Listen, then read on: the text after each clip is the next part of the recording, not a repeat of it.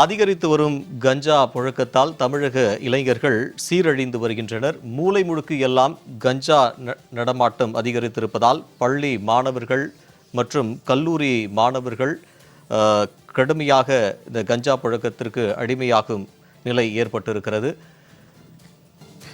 இது குறித்தான தங்கள் கருத்துக்களை பதிவு செய்வதற்காக கல்வியாளர் காயத்ரி நம்மோடு இணைந்திருக்கிறார். வணக்கம் காயத்ரி. தமிழகத்தின் தலைநகரமாக இருக்கக்கூடிய சென்னையில் தற்போது போதைப் பொருள் மற்றும் கஞ்சா புழக்கம் அதிகரித்திருக்கிறது. சமீபத்தில் கூட ஒரு பள்ளியில் 11ஆம் வகுப்பு மாணவன் கஞ்சா எடுத்து வந்ததை நம்மால் பார்க்க முடிந்தது. இது பற்றிய உங்கள் பார்வை?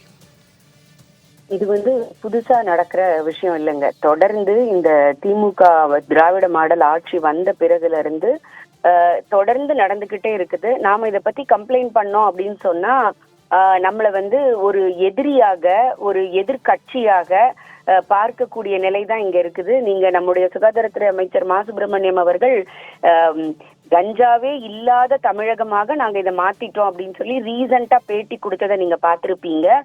முழுக்க கஞ்சா நடமாட்டம் நின்று போயிடுச்சு அப்படின்னு சொன்னதோட நிப்பாட்டி இருந்தா கூட பரவாயில்ல. அதற்கு பிறகு அவர் சொன்னாரு, உங்களுக்கு எங்க இருந்து வருது அப்படின்னா குஜராத்ல இருந்து வருது, அந்த மத்தியில் ஆளுகின்ற அரசு தான் அங்கிருந்து இங்க தடுக்கிறதுக்கு எல்லாம் பண்ணுது அப்படின்னு சொல்லிட்டு, இதுல ரெண்டு விதத்துல நான் ஒண்ணு சொல்றேன். ஒண்ணு அரசு எடுக்க வேண்டிய நடவடிக்கை, இன்னொன்னு இங்க என்ன நடக்குது அப்படின்னு சொல்லிட்டு. சரிங்க, மத்திய அரசு தவறு பண்றதாகவே இருக்கட்டும். ஏன்னா எப்பொழுதுமே தமிழக அரசு நாம தவறு செய்கிறோம், அதை சரி செய்யணும் அப்படிங்கிற எண்ணமே அவர்களுக்கு கிடையாது. எப்பொழுதும் யார் மேலேயாவது பழி போட்டு கொண்டே இருக்கணும் அப்படிங்கறதுனால அவங்கள சொல்றாங்க. சரி, அங்கிருந்து இங்க வருது, நம்முடைய எல்லைகள்ல நம்முடைய காவல்துறை தானே பணி மேற்கொள்றாங்க, அப்ப அவர்களை தாண்டி எப்படி இங்க வருது?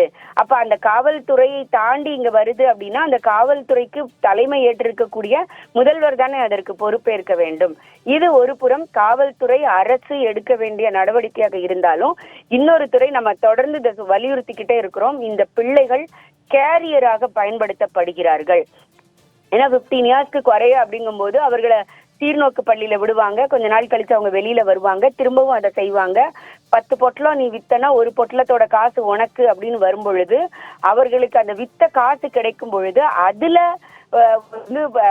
நல்ல லக்ஸுரியான ஐட்டம்ஸ் வாங்கி அதுல அவர்கள் தவறுகள் செய்வதற்குரிய வேலைகள் ஒரு சைடு செய்யும் பொழுது 10ல் 1 நம்ம பாதி நம்ம எடுத்து டேஸ்ட் பண்ணி பார்ப்போமே அப்படின்னு நினைக்கிறாங்க. அப்படின்னா 10 சிறுவர்கள் விற்கிறவங்களா இருந்தாங்கன்னா அதுல 5 இப்படி இதன் மூலமாக போதை பழக்கத்திற்கு ஆளாகக்கூடியவர்களாக இருக்கிறாங்க. அப்போ இது மாணவர்கள் மத்தியில கல்வியில இருந்து தடம் புரண்டு போறதுக்கு ஒரு மிகப்பெரிய காரணமாக இன்னைக்கு இருக்குது. இதை அவங்க இல்லைன்னு மறுக்கவே முடியாது. ஆனா எப்ப கேட்டாலும் பாருங்க, தமிழக அரசு என்ன சொல்லணும்னா GER இண்டெக்ஸ்ல நாங்க தான் அதிகமாக இருக்கோம். நீங்க கல்வியில உள்ள கொண்டு வர்றதுக்கு காரணம் பெற்றோர்கள். நம்ம பிள்ளை எப்படியாவது படிச்சு சமுதாயத்துல நல்ல நிலைமைக்கு வந்துராதான் நினைச்சு உள்ள கொண்டு போடுறாங்க. ஆனால் உள்ள வந்த பிள்ளையை ஒரு குடிகாரர்களாக மதுவுக்கும் போதைக்கும் கஞ்சாக்கும் அடிமையாக்குற நிலையில தான் இன்னைக்கு இருக்கு அப்படிங்கிறது நீங்க பார்த்திருப்பீங்க. பல்வேறு பள்ளிக்கூடங்கள்ல காம்பவுண்ட் வாலே கிடையாது. வீக்கெண்டுல அது சமூகத்துல உள்ள விரோதிகள் நடமாடக்கூடிய இடமாக மாறதுக்குரிய வாய்ப்புகள் அதிகமாக இருக்குது. மண்டே அன்னைக்கு நீங்க ஸ்கூல் ஓபன் பண்றீங்க அப்படின்னா அங்க பாட்டில்களும் பில்லோன்னு சொல்லக்கூடிய சின்ன சின்ன இந்த கஞ்சா பொட்டலங்களோட அந்த இதுவும் இருக்கிறதாக பல இடங்கள்ல நாம பாக்குறோம். பள்ளிக்கூடத்துல ஒரு டாய்லெட்டை கிளீன் பண்றதுக்கு ஸ்வீப்பர் வைக்க முடியாத தமிழக அரசு ஒரு காம்பவுண்ட் வால் கட்டுறதுக்கு நமக்கு எந்த விதமான ஏற்பாடும் செய்ய முடியாத தமிழக அரசு பிள்ளைகளோட நலன்ல கொஞ்சம் கூட அக்கறை இல்லாமல் நாம கல்விக்கு நாங்க பெரிய அளவுல செஞ்சுட்டோம் அப்படின்னு சொல்லி ஒரு நாடகம் நடத்துறத நீங்க பார்த்திருப்பீங்க.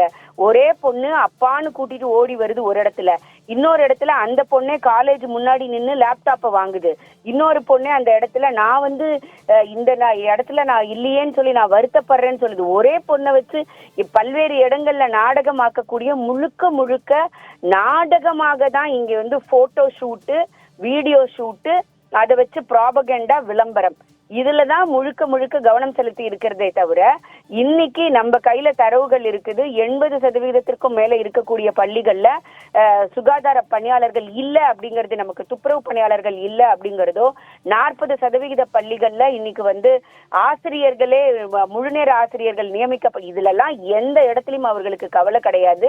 ஒரு பக்கம் வருஷம் டார்கெட்டை வந்து பிக்ஸ் பண்ணி அதன் மூலமாக விற்பனை செய்துட்டு இருக்கிற டாஸ்மாக்ல யூனிஃபார்மோட நீங்க இப்ப ரீசெண்டா பார்த்திருப்பீங்க. அரசு கல்லூரியில மாணவர்கள் உட்காந்து காலேஜ் டைம்ல பியர் அடிச்சு அதை வந்து போஸ்ட் பண்ணக்கூடிய அளவிற்கு தைரியத்தோட இருக்கக்கூடிய அளவுக்கு தான் நாம இன்னைக்கு பிள்ளைகளை வளர்த்திருக்கோம் அப்படின்னு பார்க்கும் பொழுது தமிழகம் எதை நோக்கி போய்கொண்டிருக்கிறது. இதுல வந்து கஷ்டப்பட போறது அப்படின்னு நீங்க பாத்தீங்கன்னா கீழ்நிலை அண்ட் மிடில் தட்டுல இருக்கக்கூடியவர்கள் தான். ஏன்னா மேல்நிலையில இருக்கக்கூடிய அந்த இருக்கிறவர்களுடைய குழந்தைகளோ இல்ல அரசியல்வாதிகளோட பிள்ளைகளோ இங்க எங்கேயுமே படிக்கிறது இங்க அன்றாடம் கூலி வேலைக்கு செல்கின்ற அரசு பள்ளிகள் எடுத்துக்கிட்டோம்னா அன்றாடம் கூலி வேலைக்கு செல்கின்ற பணம் கட்டி படிக்க வைக்க முடியாத இடத்துல இருக்கக்கூடியவர்களுடைய பிள்ளைகள் தான் இங்க படிக்கிறாங்க. எப்பொழுதும் சமூக நீதி பேசுகின்ற இந்த மாநில அரசு இந்த பிள்ளைகளோட நலன்ல துளியும் அக்கறை இல்லை அப்படிங்கிறது சுகாதாரத்துறை அமைச்சர் சொன்னதே இதற்கு சாட்சி. நாம சொன்னா அது குறை சொல்றதாக இருக்கும். ஆனா அவர் சொல்றாரு நடமாட்டமே இல்லாத. இணைப்பில் வந்து உங்கள் கருத்துக்களை பதிவு செய்ததற்கு நன்றி காயத்ரி.